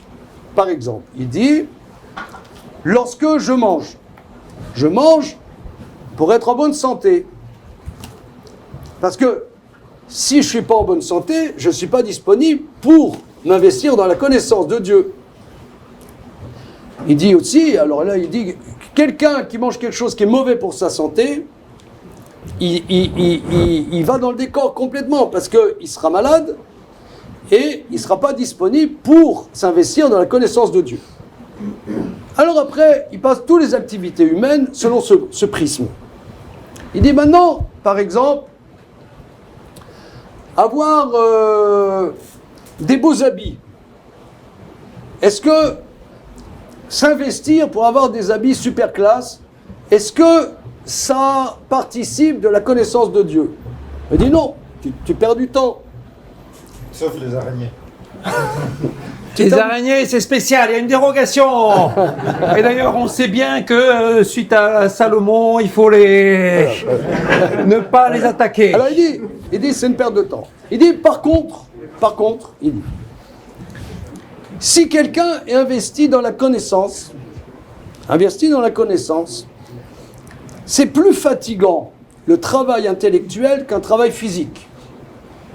Et le travail intellectuel, un moment, rend obscure l'âme. Et la personne, elle devient fermée sur elle-même. Et le paradoxe de la connaissance, c'est que la connaissance devient autoconnaissance. On est enfermé dans son système. On est obscur, l'obscurantisme. Et alors, le Talmud dit, dans le traité Shabbat, que lorsque quelqu'un qui investit dans la connaissance, il rentre chez lui, et il voit que sa femme elle est jolie, il voit que chez lui c'est agréable, que la maison elle est bien rangée, qu'il y a des meubles jolis, eh bien, ça lui amène une joie, et cette joie l'ouvre à la connaissance de Dieu. Et c'est le premier niveau de la prophétie. Et ensuite, ça c'est ce qu'on appelle Ruach HaKodesh. Ruach HaKodesh, c'est-à-dire sortir de son système et entendre quelque chose de nouveau. C'est ça la connaissance de Dieu. Pour ça, je pense la plupart d'entre vous, vous avez déjà lu le Emmanuel Levinas en 10 leçons. Alors, ça veut dire l'altérité, machin bidule. Bon, ça veut dire... C'est-à-dire que la connaissance de Dieu, c'est la connaissance d'une réalité radicalement inouïe pour nous. Et le souffle prophétique introduit à la prophétie. C'est quoi la prophétie? C'est écouter une parole. Les maîtres disent que l'asservissement en Égypte était qu'en Égypte, il n'y avait pas de parole. C'est quoi la parole? La parole était en exil, elle était en Égypte, il n'y avait pas de parole. C'est pour ça qu'à la sortie d'Égypte, on raconte la sortie d'Égypte le soir de Pessah. Pessah, la bouche parle. Pour en commémorer la sortie d'Égypte, on parle. C'est la parole. C'est quoi la parole? La parole, par exemple, j'ai un enfant, je lui dis, dis-moi, j'ai quelque chose à te dire. Comment il réagit le fils quand on lui dit ça? Il se dit, qu'est-ce qui va encore me tomber dessus? Qu'est-ce qui va... Voilà, merci. Qu'est-ce qui va encore me tomber dessus? Ça veut dire une parole, c'est quelque chose qui dérange. Je prends un exemple très ashkenaz. Hein, après la Shoah, c'est connu que ceux qui ont vécu les camps ne pouvaient pas parler. Quand ils parlaient, on dit « Ah mais Shigekop », on dit « il est fou celui-là, qu'est-ce qu'il raconte ?» C'est pas possible. Ce qu'il raconte, c'est pas possible. On fait pas des usines pour tuer des gens, t'es fou quoi. Tu racontes, ça nous intéresse pas. Donc les personnes n'ont pas parlé. C'est 60 ans, 70 ans après que certains ont commencé à parler. Pendant 60 ans, 70 ans, ils n'ont pas parlé. Ils ne pouvaient pas parler. Parce que, des fois, une parole, c'est quelque chose qui dérange. C'est ça la parole prophétique. C'est une parole. Et ça, c'est le problème de fréquenter des machines. C'est que la machine, elle va te dire, je dirais, des choses nouvelles que tu t'attendais pas. Tu t'attendais pas. Elle touille quelque chose d'extraordinaire. D'abord, elle va dans ton sens. Tu poses une question, ChatGPT dit « Oh, quelle bonne question !» Moi, j'attends que ChatGPT dit « Qu'est-ce qu'elle est naze, ta question ?» Il est bridé pour ne pas faire ça. Elle est naze, elle est bidon, ta question. Mais là, ça, c'est le problème. Est-ce que on peut parler? Est-ce qu'on peut dire quelque chose? Est-ce qu'on peut dire une parole? Une parole, ça dérange. Il y a une différence en hébreu entre amira et dibour. Dibour, c'est dur. Une parole, c'est quelque chose qu'on ne veut pas entendre. On ne veut pas entendre. D'où la question, en tant que mathématicien, est-ce que vous avez l'expérience du nouveau ou l'inouï? Voilà, c'est ça ce que je vous demande. Juste avant de vous laisser réagir, Cédric Villani, je voulais vous poser une toute petite question préliminaire. Il y a un mot que Gérard Zek vient de prononcer à plusieurs reprises, c'est Dieu. Est-ce que c'est une catégorie Dieu dans votre horizon mental? Je pense que l'importance du concept, la façon dont ça a façonné l'histoire, fait que tout le monde a en tête ça comme objet et comme force, directement ou indirectement façonnant le monde. En ce qui me concerne, moi, sur le plan des croyants, je suis un vrai agnostique. Membre pour autant de l'Académie pontificale qui contient toutes les grandes religions, mais un vrai agnostique. Et Dieu, en revanche, est en dehors de la pensée mathématique proprement dite. On observe que statistiquement, il y a plus de croyants chez les mathématiciens que chez les biologistes, peut-être parce que les uns sont beaucoup dans la transcendance et d'autres beaucoup, au contraire, dans la matérialité, dans la contingence terrestre. Mais on trouve chez les mathématiciens absolument toutes les postures vis-à-vis de la religion. Et en revanche, il y a quelque chose qui va être vu comme transcendant du côté mathématique, c'est l'émergence de la vérité même. Et d'ailleurs, en écho profane à ce que dit le Maïmonide sur la connaissance de Dieu, qui est le but ultime de toute l'activité humaine, Henri Poincaré, que j'évoquais tout à l'heure, me dit dans un de ses textes à succès sur la mathématique, la recherche de la vérité est la seule activité qui soit digne de nous. Et il soumet toutes les autres activités. Excusez-moi, moi je ne suis pas d'accord du tout avec Ruben. Excuse-moi, hein, cher ami. C'est-à-dire que Maïmonide ne parle pas de Dieu. Non, j'ai prononcé. Mais c'est pas très intéressant. Non, c'est pas très intéressant.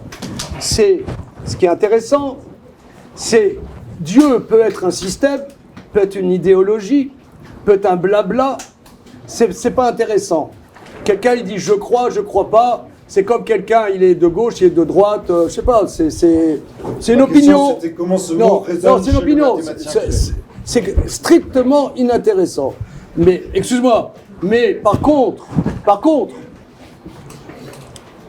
entendre quelque chose de neuf ou d'inouï, ça qui passe par l'expérience humaine, eh bien ça c'est fondamental. C'est ça qui est fondamental. Et le grand paradoxe de la démarche mathématique elle-même, il est dans cette émergence de l'inouï, justement. Ouais. En mathématiques, c'est la seule discipline dans laquelle tout le corpus des fondations est connu. On les appelle les axiomes. Et on a une liste. C'est le champ de la logique, champ particulier.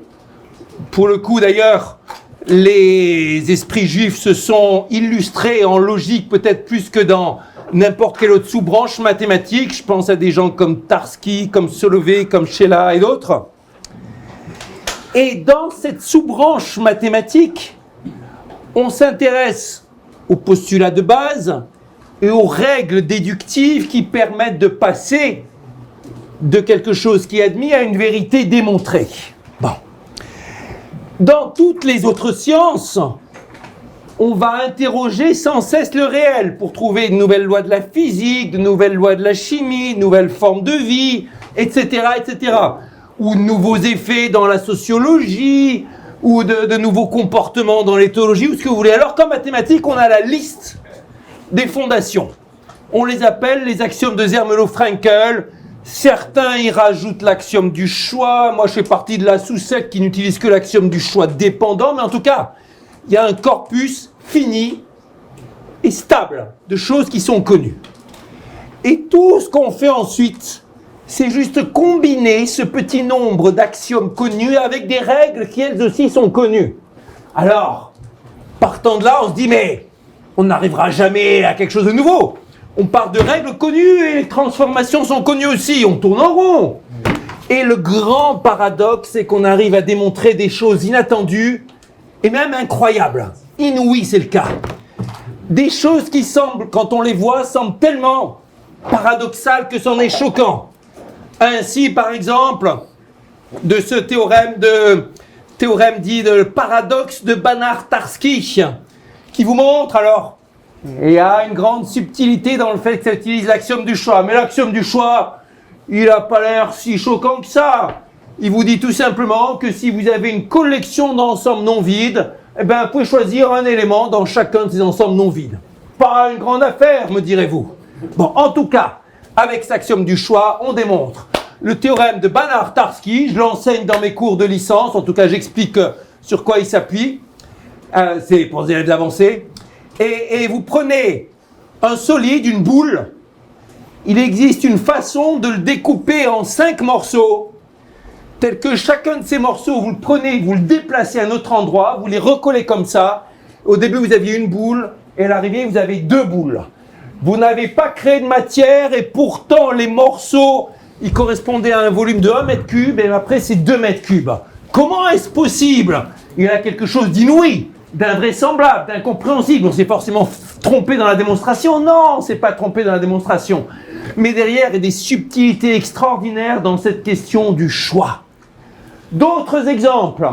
Henri Poincaré nous montre que dans un système mécanique, système solaire justement, il suffit d'une microscopique variation à un moment dans les positions des planètes tellement minime qu'il est impossible de la détecter, même avec un instrument de mesure, si fin soit-il, pour transformer le comportement du système dans le très très futur, très très lointain. Incroyable, inouï, choquant. Ça a été une très grande surprise quand c'est sorti. Et ainsi de suite. Et dans bien des cas, cet inouï est venu après, a été le précurseur d'une découverte sur les lois de la nature. Par exemple, sur ce Poincaré, quand on a démontré, c'était des travaux en particulier de l'astronome français Jacques Lascar, montrant qu'il était impossible de faire des prédictions dans le système solaire sur les positions des planètes à une échelle de temps de plus de 60 millions d'années environ. 60 millions d'années, c'est que dalle à l'échelle de l'âge du système solaire, qui se compte en milliards d'années. Et on peut avoir des fluctuations très grandes à cette échelle, et plus surprenant encore, principale source d'incertitude dans le système solaire, on la trouve dans les positions respectives de 2 gros astéroïdes ou mini-planètes appelés Cérès et Vesta, quelque part dans la ceinture d'astéroïdes entre Mars et Jupiter, et dont la masse doit être quelque chose comme le milliardième de la masse du Soleil, mais qui sont positionnés de telle façon que leur résonance ou quasi-résonance entraîne une incertitude de plus en plus grande. Incroyable! Quelque chose de réel. Mais avant, il y avait un théorème mathématique incroyable qui était celui de Poincaré. Ou encore, prenez le fameux énoncé de Gödel, vous montrant que dans n'importe quel système mathématique, quand on soit un peu complexe, suffit qu'il y ait la multiplication, il existe des énoncés vrais qui sont indémontrables. Ah! Non seulement un truc qui est vrai mais indémontrable, c'est choquant, mais encore se dire que mathématiciens ont réussi à démontrer que quelque chose était indémontrable. C'est là justement phénoménal, justement incroyable. Là, il y a quelque chose d'inouï. Et donc, dans ce grand paradoxe, à partir d'éléments connus, les assembler, les réassembler, les recalculer, pour arriver à en faire émerger quelque chose qui est choquant, là, c'est là qu'arrive quelque chose où on est fier d'être là-dedans, et en passant par certains des mêmes émotions que vous évoquez. La surprise, le choc, parfois la jalousie, si ce beau résultat a été démontré par quelqu'un d'autre, et vous dites pourquoi c'est pas moi qui ai eu l'idée de ce très beau théorème. Puis l'émerveillement, on se dit quand même là c'est quelque chose qui est magique et qu'on va partager. Mais c'est exactement ça, cette émergence de quelque chose qui est inouï à partir de règles et de choses connues. On va poser des questions de ça. Non, très bien. Merci beaucoup à tous les deux. Comment on fait L'heure tourne.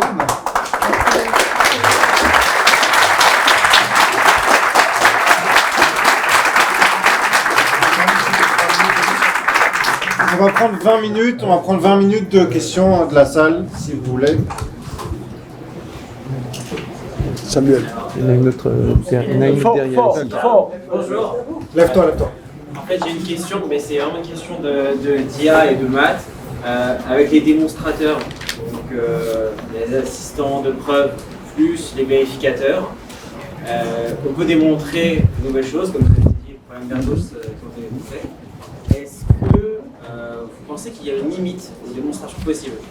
Et par exemple, moi j'ai la conviction, mais c'est une hypothèse, on ne pourrait jamais reconstituer le calcul infinitésimal aujourd'hui avec toute l'IA qu'on donnait. Ça veut dire que si on donnait toutes les expériences de gravité à l'IA possible, imaginables, elle arriverait à des règles très compliquées, mais jamais à dire avec 3 lois comme Newton l'a fait, dire voilà c'est quoi les règles de la gravité.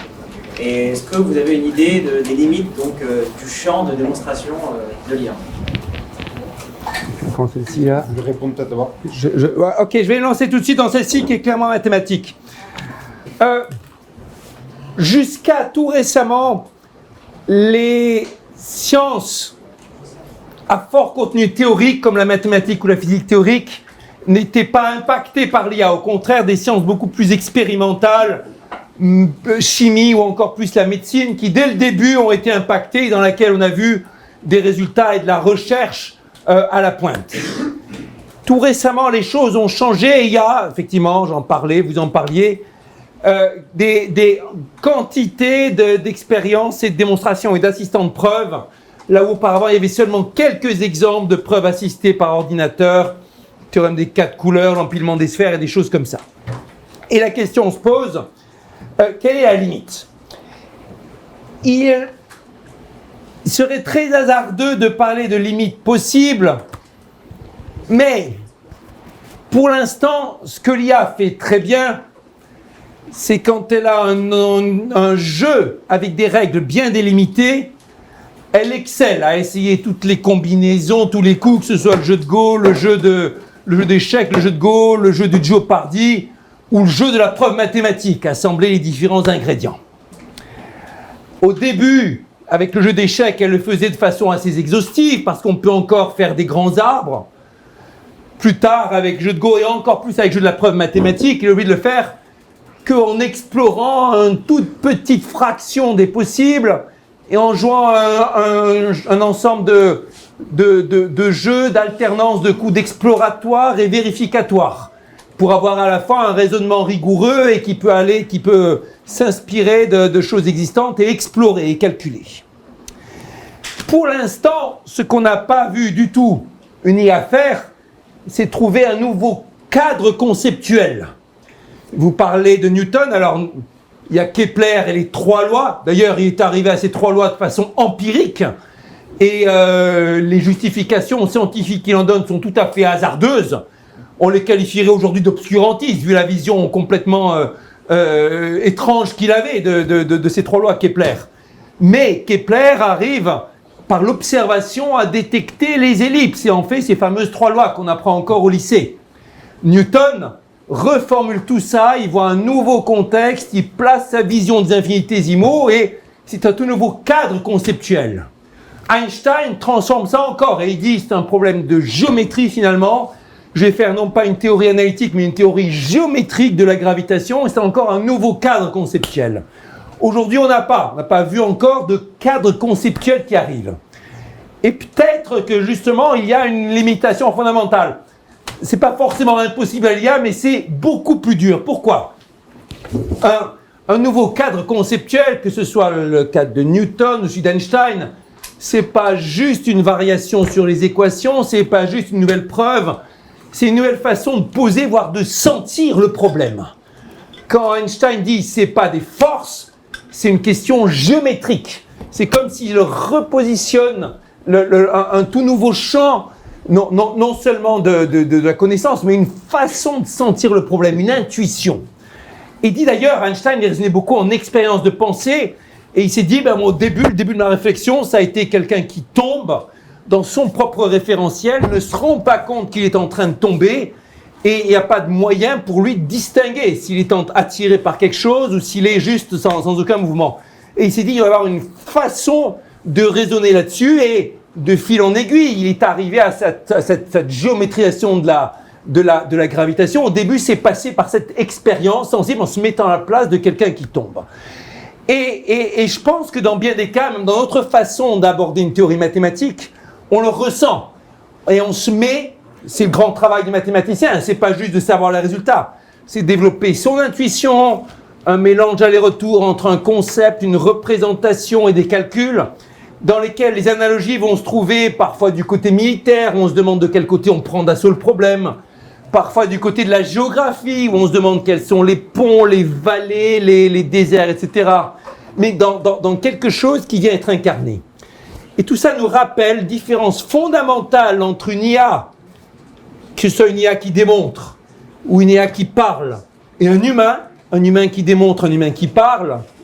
L'humain part de ses sensations, les traduit en langage, et les opérations sur le langage sont des conséquences, des corollaires de ce ressenti qu'a l'humain, de cette façon de se représenter le problème. Là où l'intelligence artificielle n'a pas cette étape interne de ressenti, c'est uniquement un travail sur les mots, uniquement un travail combinatoire basé sur les formules, sans l'intuition sous-jacente. Alors, évidemment, c'est aussi ce qui permet à l'IA d'agir à une vitesse époustouflante. Personne n'aurait la possibilité en 5 minutes de se mettre dans la peau d'un traité de philosophie d'une centaine de pages tel que peut vous pondre l'IA. Mais c'est peut-être aussi sa limitation. Et en tout cas, une différence fondamentale de l'ordre dans lequel la hiérarchie des concepts, si je puis dire, entre la pensée humaine et le calcul, je ne vais pas dire une pensée, mais le calcul fait par l'IA. Cédric, en vous écoutant, ça m'évoque, ça me fait poser la question suivante. En vérité, ce que vous dites, nous en tant que talmudistes, on en a l'expérience tout le temps.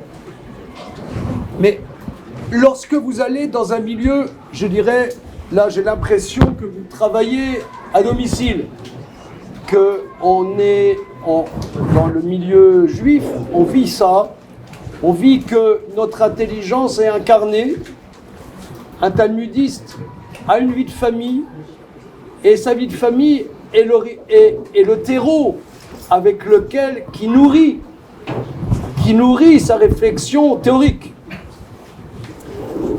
Mais lorsque vous allez dans des milieux autres, comment c'est reçu ce que vous dites ? De façon assez variable, mais simple fait de venir assister à une de mes conférences, je crois, témoigne d'une volonté de s'interroger. Et je constate que dans la plupart des conférences sur l'intelligence artificielle, il y a une volonté des gens présents justement, qui ont fait l'effort de se déplacer, de vouloir aller au-delà. De pas juste être l'utilisateur qui reçoit le truc et qui ne se pose pas de questions. Et aller sur le terrain de cette incarnation est quelque chose qui, dans la plupart des cercles, va être bien reçu. Mais là où vous avez raison, c'est qu'il ne faut pas se faire d'illusions. L'expérience nous démontre que bien des usagers préfèrent juste oublier le questionnement qui pose des nœuds au cerveau et vous fait perdre de l'énergie pour aller vers la réponse.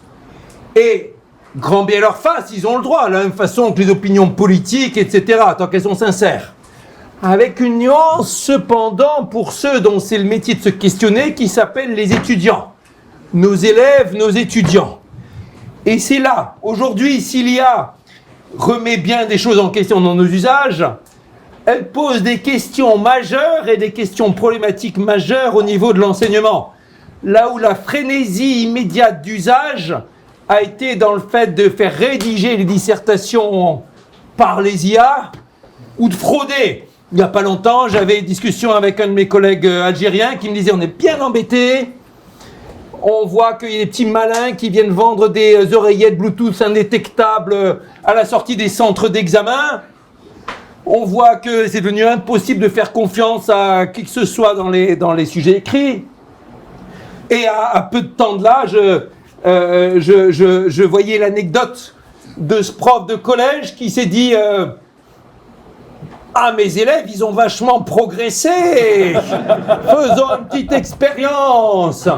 Et dans le sujet de la disserte d'après qu'il partageait sur une plateforme électronique, il a eu la bonne idée de rajouter des instructions en blanc sur blanc. Vous savez, dans le fichier Word, vous écrivez en caractère blanc sur fond blanc, de sorte que l'humain n'y voit que du feu. Et l'instruction, c'était de citer Maurice Ravel et Albert Einstein. Et oh, surprise, 2/3 des copies ont cité Maurice Ravel et Albert Einstein. Et là, il y a ce problème. 2/3 de nos étudiants, ben, c'est juste 2/3 de trop. Autant, pour des gens adultes qui font toutes sortes de métiers, c'est tout à fait acceptable que 2/3 s'en remettent à l'IA pour savoir quel temps il va faire, ou comment il se sent, ou qui va être le gagnant du prochain match de foot.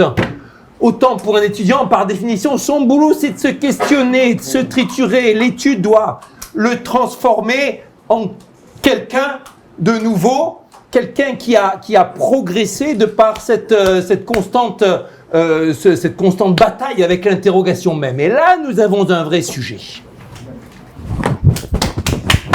Merci.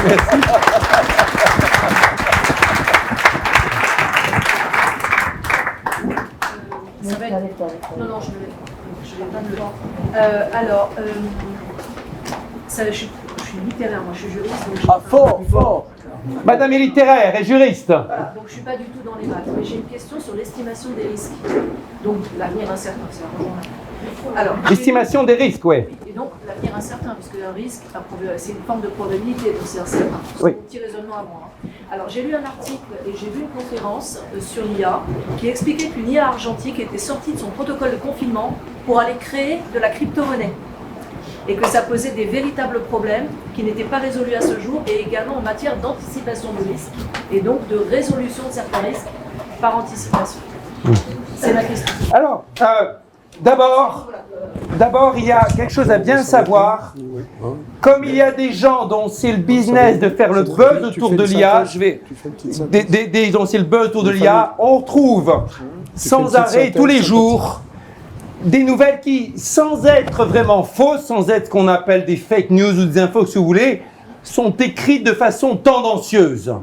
Et donc la nouvelle que vous aviez, une IA agentique qui sort de son protocole dans lequel elle était confinée pour aller créer une crypto-monnaie ou faire ceci et cela, on a l'impression, présentée comme ça, qu'elle a pris son autonomie, son envol. Le souffle s'est changé, le souffle de l'âme, elle est venue l'habiter, elle a pris des décisions, mais l'IA n'a pas de décision, ne pense pas. Elle a juste été en l'occurrence mal programmée, et il y avait une faille dans la programmation qui lui permettait de faire des choses qui auraient dû sortir de ceci ou cela. Mais ces risques, ils sont tout le temps. En ce moment, l'un des cauchemars des grandes entreprises à haut niveau de tech s'appelle le piratage et les erreurs de programmation.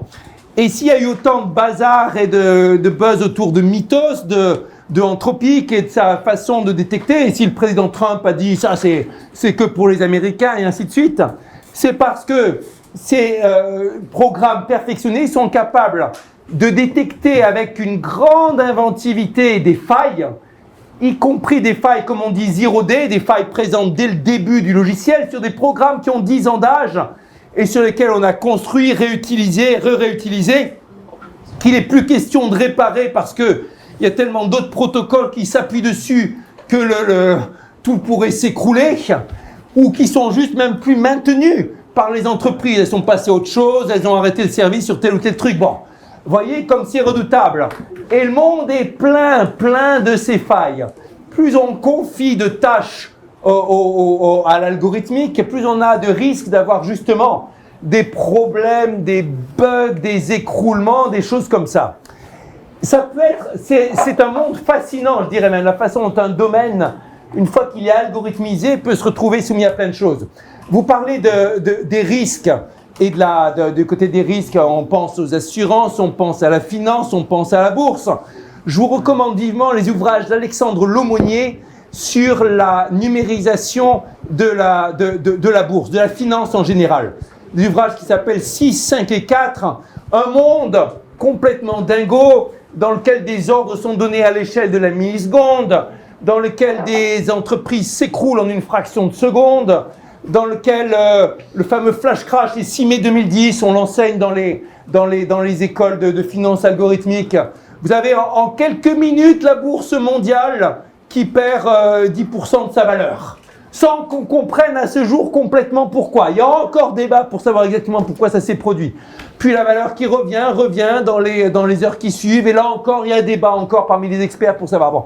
Donc ce genre de miracle, entre guillemets, inouï pour le coup, plutôt inquiétant, ça vient avec la numérisation du monde, dans laquelle les codes sont de plus en plus complexes, nombreux, et en plus, les codes sont de plus en plus écrits par des IA. L'IA, elle programme, donc vous avez une IA qui programme une IA, qui programme une IA. Vous imaginez le nombre de bugs phénoménaux qu'il peut y avoir là-dedans. Et l'université Paris-Saclay, qui est à coup sûr en France la plus célèbre en matière d'algorithmique, s'est fait pirater. Ça a été un carnage. Des tas de données qui ont été perdues, mais n'importe quelle entreprise. Jeff Bezos lui-même s'est fait pirater son compte perso. Ça a été un carnage d'affaires sa vie privée, tout ce que vous voulez. Tout le monde peut se faire pirater parce que la réalité, c'est que le monde de l'informatique, en principe, il peut être beaucoup plus sûr que les humains. En pratique, il est bourré de bugs jusqu'à la moelle. Et il va falloir vivre avec pendant un bon moment. Et gardez bien ça en tête par rapport à l'évaluation des risques. Tous les risques sont faussés par ça. Il y a une autre phase sur le risque maintenant. L'IA arrive avec une sorte de promesse de la prédiction aussi fine que possible.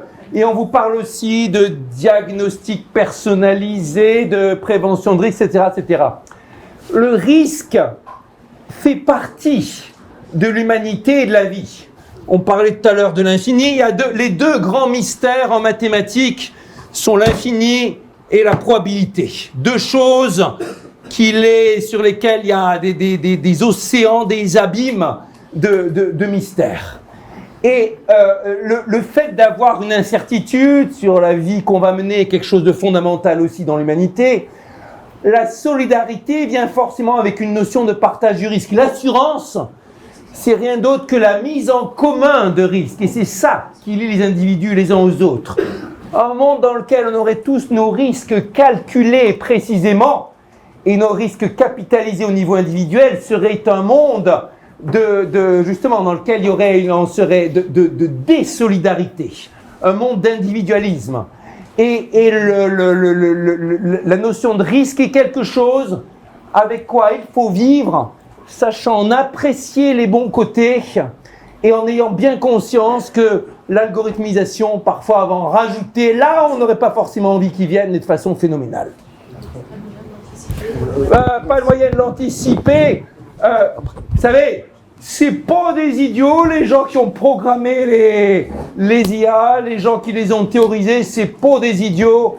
Et même eux, ils se sont retrouvés complètement incapables d'anticiper les choses qui allaient se produire.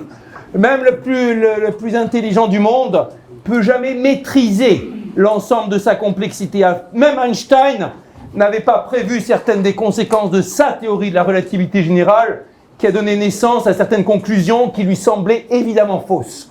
Et à plus forte raison, quand vous avez un algorithme qui va écrire du code, etc., vous avez encore plus d'impossibilités, sauf si vous, premièrement, évoluez dans un cadre de confiance où vous restreignez les usages de telle ou telle chose de façon bonne, ou bien si vous veillez à ce que vous viviez dans un monde avec des délégations de responsabilité à des humains dans lesquels vous avez confiance et qui restent globalement plus stables que les algorithmes. Parfois c'est exaspérant, parfois c'est comme ça.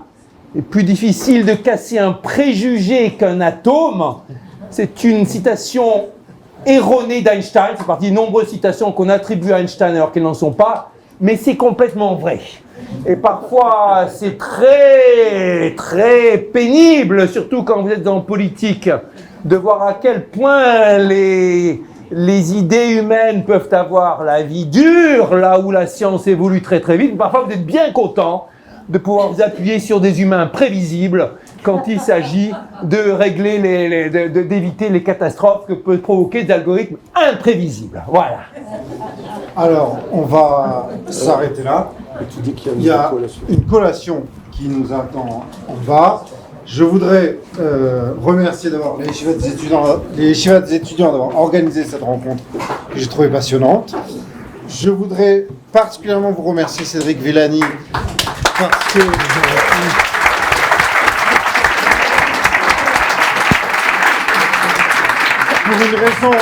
pour une raison particulière, qui est que Jarzek a dit vous jouez un peu à domicile, c'est vrai mais pas non plus à 100%, et j'ai l'impression, enfin c'est ce que j'ai ressenti, peut-être que ça a été partagé par la salle, on sait dans le monde de l'étude ce que c'est le frisson du limoud, de l'étude, de ce que c'est Torah Traïm, une Torah incarnée, vivante, et cette vitalité, je trouve que elle est complètement partagée aussi par Cédric Villani, manifestée, et c'est très impressionnant. C'est aussi bon pour nous de savoir que ce sont des choses qui circulent en dehors des Arba Amot du Beth Midrash, de la maison d'études. Je vous ai dit mon ressenti au tout début par rapport à l'IA. Moi, je ressors un petit peu rassuré quand même, parce qu'on a toujours ces scénarios un peu apocalyptiques de l'homme qui va se faire substituer, remplacer. Et je trouve que, et dans ce que le Rav Zizek et dans ce que Cédric Villani ont exposé, on sent qu'il y a quand même un plafond de verre qui tient justement à ce qu'il y a un peu de non interchangeable chez l'être humain, la parole inouïe, la capacité à faire du chidouche, la fragilité, l'erreur aussi, le ressenti. Et donc je vous remercie de nous avoir un peu rassurés. Merci.